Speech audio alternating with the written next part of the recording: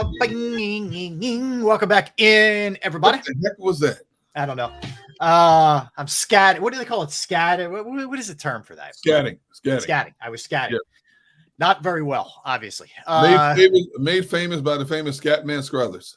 Scatman Scruthers, who was great. He had what a voice. He did a lot of voiceover work too. Scatman Scruthers. Yeah, he did. Sure did. So what? People are like, what the heck are these two talking about? Scatman Scruthers. Welcome back, everybody. He's Derek. I'm Rob. We are Sports Take, JAKIB Sports YouTube channel. All right, Gunner. So we're dissecting the Eagles' 25-20 win over the Patriots.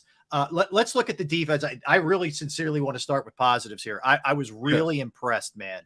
I thought Jalen Carter and Jordan Davis both showed up in a big way. So let's start with Carter. Rookie game. Rookie season, first game, ends up getting a sack. I'll tell you what, take it a step further, Gunner. 8 pressures versus the Patriots for Jalen Carter. That is phenomenal. And I know they were down some offensive linemen. I don't care. His first game as a pro to do that is awesome. Yeah, man, he's going to be a nightmare for a lot of quarterbacks. He had Mac Jones on his horse, for a lot of that game. His burst off the snap is incredible, man. The way he split gaps, the way he gets on the shoulder of an offensive guard and uses his speed and leverage to his advantage. And man, for a D tackle, can he move? Agile, mobile, strong, straight ahead strength. He is exactly what was billed coming out of college so far. And you're right. The Patriots were down 3 starting offensive linemen, but so what? Yep. Here's a guy playing his first game as a pro, and man, did he live up to expectation. You know what you also see too, Derek? Like, he has an array of moves. Like, he was giving you everything there, man. He's quick. He's strong. He has the ability to just toss guys aside. Yep. He just looks like a guy who's really well coached, well versed, and just has a lot of ability, man. And it was all on display yesterday for sure. And he's only scratching the surface. This is only game 1 of what we deem will be a long and prosperous career for this guy. Yeah. It's way too early to start comparing him to some of the best D tackles in the game, obviously. But man, is he off to a good start. And I believe because the Vikings offensive line is suspect also, I expect him to have the same type of impact on the game Thursday night, because for as good of a passer as Kirk Cousins is, Kirk is not a scrambler like a Mac Jones. Mac Jones is a young guy who's nimble on his feet, can move around. Kirk Cousins is more of a stationary target. So, this kid may get a few more sacks on Thursday night. Yeah, I agree with you. Then let's go Jordan Davis. Derek, we came into this season, this game yesterday with Jordan Davis, where we said, okay, look, last year was your rookie year. You had some injuries. There was maybe some conditioning issues. He promised everybody that he was in the best shape of his life, even though he still weighed the same amount. And we just didn't know. It was very much all right, we'll wait and see. And I thought, between the strip of Zeke and just some other thing, he got in on a half a sack with Sweat. He looked active, and he wasn't just a blocker occupier. He was active in the run game, in the pass game.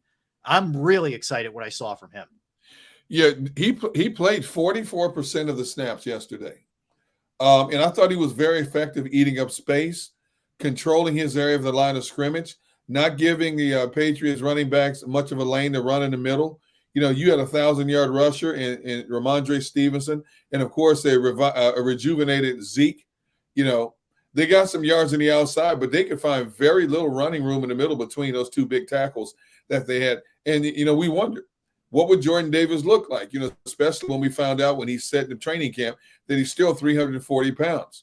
Well, when you play 44% of the snaps at 340 pounds and you had an impact the entire time you're in there, that tells me that he's increased his stamina, his strength, and he's exactly what you would hope it would be, that much better in year number 2 as a professional football player. Again, a 1-game sample, but I'm extremely encouraged by what I saw from Jordan Davis yesterday. Hey, listen, just let me go back to Carter for a minute. All right. Give you these stats, which are pretty interesting. So 34 pass rushing snaps he was in on. He had 8 pressures, which is the most in the NFL. He had 7 hurries, which is the most in the NFL. He had a sack. 25% pass rush win rate, which is the 5th highest yesterday in the entire NFL. Wow. That's also the most pressures by any rookie D tackle in a game over the last 5 years. Jeez. Whoa. Oh my God, man. If that's just some game serious one, stuff right there. If that's just game one, what is it going to look like by game 5 or 6? Yeah. My goodness. When he really starts figuring this thing out. Yeah. So that's certainly a positive. And obviously Slay makes a play. I'm not tooting my own horn here, but do you guys remember what I said Friday? I gave you a Slay pick 6. You did. Yes, you did. I did. Yes. Yes, you did. So that means you're gonna have to make a bold prediction every week. Coming off something like that, we expect bold prediction every week from you now. No, but here's what I would say: if it does anything, and I know Slay is never outwardly going to look like he's lacking for confidence. Okay, I think we can all agree with that. But we know last year didn't go great towards the end of the year for him. Maybe this helps just reestablish his confidence a little bit, getting that pick 6. I thought he played well in general. But that was nice, man. I mean, that was nice. It was a bad throw by Jones, but who cares? You took advantage of it and you took it all the way back for your team. Yeah. You know, you're talking about a defense that was opportunistic last year. They had 27 takeaways last year. And that's what this defense is going to be this year. To be honest with you, even when they get better, I don't expect them to be that lockdown defense that got 70 sacks last year. They may not even get 27 turnovers, although they got 2 in the first game, which is a good start. They may not even get 27 turnovers, but I expect them to still be an opportunistic defense. They're going to have to be, because I don't think they're a shutdown defense, to be honest with you. Yeah. But they're still going to be a pretty good defense. You know, we started off talking about the D tackles. And here's what I like about the 4-man rotation of the D tackles. They split the wealth pretty good. Now, Fletcher Cox played 62% of the snaps, which you expect. He's the elder statesman. He is that money guy when the game's on the line. He knows all the little tricks. But the young guys, you look at Jalen Carter played 50% of the snaps. Jordan David played 44% of the snaps, and Milton Williams played 41% of the snaps. If you do that, if you keep that rotation healthy and intact, it makes them that much fresher in the fourth quarter when a game is on the line, just like yesterday. You know, Fletcher Cox didn't make a lot of big plays, but he made a couple of big plays when he had to in the fourth quarter. You know, and that's what it's going to come down to. Jordan Davis will be fresher. He's going to make a couple of big plays when you have to. Jalen Carter is going to make the Milton Williams. That's what you're going to need. Very few teams have the depth that this team does at the D tackle spot. The D tackle spot is so integral to the success of a defense a lot of times, in terms of pushing the pocket back, in terms of clogging the lane so you can't run those delayed draw plays up the middle of them and get gouged for big chunks of real estate. The key, of course, keeping everybody healthy, man, because, Rob, look across the NFL yesterday. Look at how many big-name players did not finish games that they started yesterday across I'll give the you NFL. one right now, Derek. It's official. Jack Conklin's out for the rest of the year. Cleveland's phenomenal offensive line. He's done. There you go. You know? Yeah, it's bad. I mean, wide receivers, hamstring injuries, concussions, leg injuries, offensive linemen, DBs. I mean, it was like, dude, there's an all-star cast of players. You could put a Pro Bowl team together of players who didn't finish games yesterday. Yeah, it's no joke. And if you just jumping on with us and you didn't hear a little bit earlier, Nakobe Dean is going to miss at least several weeks with a foot injury. He will not need surgery. He left the facilities last night, the locker room in a walking boot. So if we get anything further on that, but it's multiple sources reporting that. So he's out. They've signed Rashaan Evans, late of Atlanta. He was originally a first-round pick of the Tennessee Titans. A guy who's put up pretty good numbers in his career.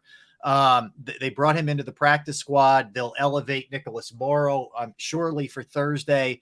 And you're probably, Derek, looking at a starting linebacker duo of Zach Cunningham and Christian Ellis. That's likely what you're looking at, because you got to give these other guys 5 minutes to get acclimated to this system, you know? I don't feel real good about this linebacker core, Rob. I'm sorry. No, I don't. And that's a problem.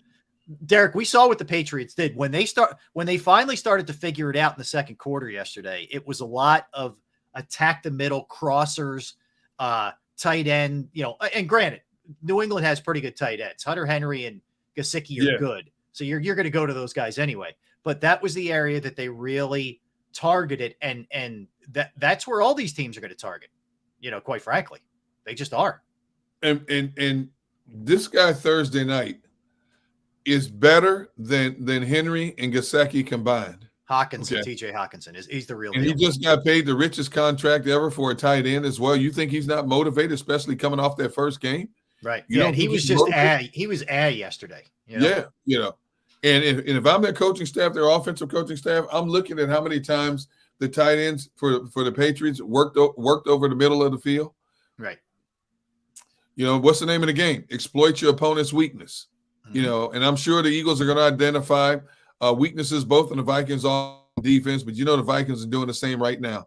So it's going to be interesting to see who can make the plays and who cannot on Thursday night. Yeah, and that the other thing is, so Derek, it's the linebacker. Like even before Nakobe went down, here's my assessment of the way that he played. I thought he played pretty well against the run. I thought he struggled in pass coverage. Now I think it's harder for young players in the passing game to get acclimated than it is the run game. So I thought he struggled a little bit there.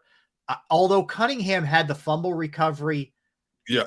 I didn't really love what I saw from him either, quite frankly, Derek. And the safeties, Blankenship made a couple plays, but he also got burned on the Hunter Henry, and speed may be a bit of an issue. They started Justin Evans, who was pretty quiet in my estimation yesterday as the other safety. Well, when you look at the touchdown that Blankenship gave up, that was a mismatch. You have Hunter Henry, who's 6'5", Blankenship's pushing 6 feet. That ball had to be in the perfect spot. He threw it right over the top of Blankenship. He had good coverage on him. He did. Yeah. Now Seth Joyner said he still could have made a play had he been more to the inside shoulder of, But in a situation like that, it's hard because, a guy's not running in a straight line. When he sees the ball go up, he's adjusting. The DB's following, and if he looks up for the ball, all of a sudden he loses containment. That ball had to be a perfect throw, which it was by Mac Jones. Yep. So, I don't care who you are. If you're 6 foot tall and you're covering somebody 6'5", 6'6", 9 times out of 10, if the ball's where it's supposed to be, you're going to lose that battle. Yep. It's plain as it's just plain and simple. You are. Yeah, I'll tell you. And Dank says, start Sidney Brown. Doesn't it just feel like it's only a matter of time? Like I know I get it. They may not feel like he's all the way there yet, but he made the unbelievable play on special teams. Man, did he time that up well? But it feels like it's only a matter of time before we see Sidney Jones out there starting. Well, it's coming. He had that great hit on a punt coverage. He was beautiful. Perfect. You can't time it better than that. No. And his time's coming. And like we've said over the last several weeks, we expect the change to come sooner rather than later. But just give him a little bit more time to get up to speed, to get acclimated to what they want him to do. The fact that he's not in there right now tells me that the defensive coaches still see some things that he needs to work on, a few little flaws that he still needs to work on. It's not about speed. It's not about his ability to hit, his ability to get sideline to sideline. Maybe there's some little nuances we're not looking at that we don't know about that the coaches see on film. Once they iron out those things, he'll get in there. He'll be a regular before it's over. Yeah. All right. So let's look at some other things. General assessment. We know the pick six, right? But general assessment of the play from Slay and Bradbury overall in your eyes. Played well enough to get the job done, but not as efficient as I thought they would be. If you ask me to give a letter grade of their play, and I know we're taking into consideration the pick six by Slay, I would have to be. I'm pushing C plus B minus in terms of their overall play. Yeah, I think it's fair. Even Bradbury gave up some plays, and I said C plus B minus because you weren't playing the elite of the elite in terms of receivers. You had Juju Smith-Schuster. In a cast of no names, technically, and he wasn't good yesterday either, by the way. No, Juju. No. Bourne had some big catches for him. Let's face it, he had some big catches. Yeah, but he did. You weren't playing some of the guys. You weren't playing Garrett Wilson. You're not playing Stephon Diggs. No. I want to see them play a lot better. Now they did a great job on Justin Jefferson last year, but that was the last year. You got to do it again this Thursday night on a quick turnaround. And they understand that. Yeah. But in terms of what I expected from them, considering they were playing pedestrian wide receivers, I was a little bit surprised at some of the things they gave up in that game. Like to me, at best, that's a middling offense. That's exactly. A team, New England, that's going to have to depend on great defensive play. They're just across the board anywhere else, especially in the throwing game. Like if they're behind, it's one thing if they're leading and they can dictate pounding Stevenson and Elliott down your throat. But if that team's trying to come from behind, I think they're going to have a tough time in general.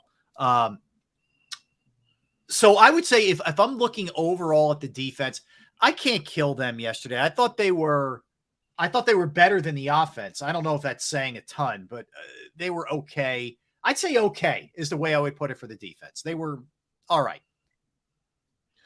Well, you allowed Mac Jones to throw for over 300 yards against your defense. Yeah. You sacked him once. You pressured him, but you didn't get him down as many times as I thought they would get him down, especially with the Patriots being down 3 starting offensive linemen.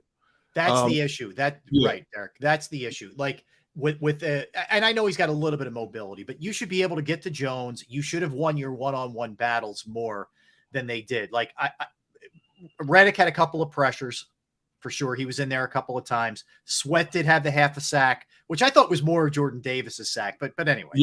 Yes. Regardless, I wanted a little bit more. BG was pretty quiet, I thought, yesterday. Didn't hear a lot from BG. No. Your ends need to be better. Your edge, whatever you want to call them, edge end guys need to be better than they were. I think my biggest surprise was once, and I'm watching this, and I'm telling Seth and Miss Ellie and Farzad, I said, Mac Jones' footwork. Watch his ability to step up and slide to his left or right to avoid the outside rush that's coming after him, because the Eagles' edge rushers were beating the tackles. Yeah. But I was surprised that they make an adjustment in the middle to get to him more, whether it was sending an X. Now, I will say this, Desai blitzed a little bit more than I thought he would. But the fact that they can get home with more frequency surprised me, especially against Mac Jones, who's an average quarterback at best, who doesn't have the greatest arm at best. I was surprised they weren't able to get to him a little bit more than they were. They forced him out of the pocket, forced him to throw some balls away, forced him to throw on a run. But I thought they allowed Mac Jones to have too much success. When a quarterback of that caliber goes back 54 times, especially against a patched-up offensive line, you should, especially when you have the type of speed and tenacity that this Eagles defensive front has, I expect them to get home with a little bit more frequency, and they didn't. Yep, should have been 3 or 4, or whatever, somewhere in that neighborhood with him dropping back that many times. Because you're playing into the Eagles' hands, at least you should be, with a depleted offensive line, and you're doing a pretty decent job against the run, and you make New England predictable, and they're trying to catch up from behind. You should be frothing at the mouth if you're the Eagles' defensive line. Yes, when you're playing some of the better quarterbacks when they're behind, you have to play it a little bit more cautious, because they're going to see everything you're trying to do. You're not going to fool them. But when you got a guy who's still blossoming at Mac Jones, you should be able to take advantage of some of the things.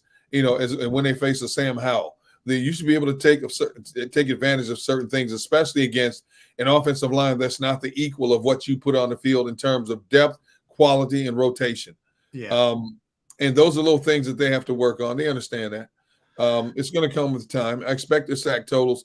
Like I said, I don't think the sack totals are going to be anywhere near 70 like it was a year ago, but they could still be one of the top 2 or 3 sack teams in the NFL. Yeah, I think they should get in the 50s, which would get them probably around 3rd. I think that's where they should be. And we should not overlook also that pressures are just as valuable as sacks. When you can force a quarterback off his mark consistently, when you can force him to his weaker side, if he's a right-handed quarterback to the left-handed quarterback to the right, if you can force him to his weaker side more times than not, I think that's just as effective, in a lot of cases more effective than it is than getting a quarterback sack. Yep. Okay, I do want to talk special teams, and Derek, you might want to mark this down. It is 1:21 p.m. Eastern time on September 11, 2023. I am going to credit Aaron Sipos with having yes. What? I am crediting Aaron Sipos with having a good game. Aaron Sipos punted well yesterday for the Eagles. I got it out. I got it all the way out. I said it. Yes. Are you going to start a Sippos wagon also? I am giving it up. I consider myself fair. I will rip when rip is appropriate. I will praise when praise is appropriate. Praise is appropriate. Yes, I will give Sippos his flowers, as they say. He did a nice job. In fact, Derek, he did a really good job on the one that he sort of double clutched, because he bought himself a second on a nasty rush that was coming on him. He actually did a really good job on that one. Yeah, I was going to say the only minor gaffe he might have had was when he hesitated on the one punt, but he didn't get it blocked. He got the punt off. He probably thought he was in line to get that punt blocked, and he adjusted. So kudos for him. But, Rob, you are right. Sippos was not a problem in this game. Nope, not at all. It's game one. But he's still Sippos. He's still Sippos, Rob. He is. But here's what I'll say. He was fine. We know there was, excluding the missed PAT, excuse me. Jake Elliott was excellent, like he always is, in bad weather, some long distance stuff. So the kicker and the punter did their job. What bothers me is two things, Derek. You had to burn 2 timeouts because you didn't have the proper players on the field, including Sua Opeta either forgot or nobody told him. All of a sudden, he shot out of a cannon trying to get out there. You got to burn a timeout there. That's awful coaching. Awful. Yes. It's unacceptable. And I know this guy's a good returner, but you gave up a 43-yard kick return, which put the Patriots in very good field position. So your coverage units and your general management of special teams didn't cut it yesterday. No. Hey, not to deviate, but Nick Sirianni just told the media that James Bradbury's in concussion protocol. Oh, boy. And on a short week, that's not good. A short week against Addison and Jefferson, that is not good. It's not good. It's not good at all. I agree with you. That's concerning. I mean, you're already going to be down Dean. We know that. And you may be down Bradbury, too. It's a problem. So. Here's a quote, according to Jeff McGlane. Nick Sirianni on Eagles cornerback James Bradbury. He's in concussion protocol. Suggests it will be hard for him to return in time for Thursday. Yep, that's a problem. I agree with you. So we'll keep our eye on that. And look, we all know that is not something to be messed with. If this guy's not right, you don't play around with head injuries, man. No. So, if that's the case, so all right. So now you're down your starting middle linebacker and your Pro Bowl cornerback. Yeah. And what you would end up doing, I'm assuming, if he is not able to go, I keep Avante in the slot. I guess you move Job up. You're going to have to. You're going to have to move Job up. And if I'm the Vikings, I'm attacking Job. I want to see what he can do or cannot do. Yeah. Plain and simple. I'm going after Job. Yeah, I don't think they want to see Keely Ringo or Mario Goodrich or any of those guys. Now, you may have to, but no, Job is the next man up. So you got to give him a chance. Yeah. There were also, real quick, there are 2 nice plays on punt coverage. The one by Sidney Brown there, which we talked about a little bit earlier. Job made a couple nice plays too. He's got to calm down a little bit. Fletcher had to cool him off on the one. Yep. He was about to get flagged. Yep.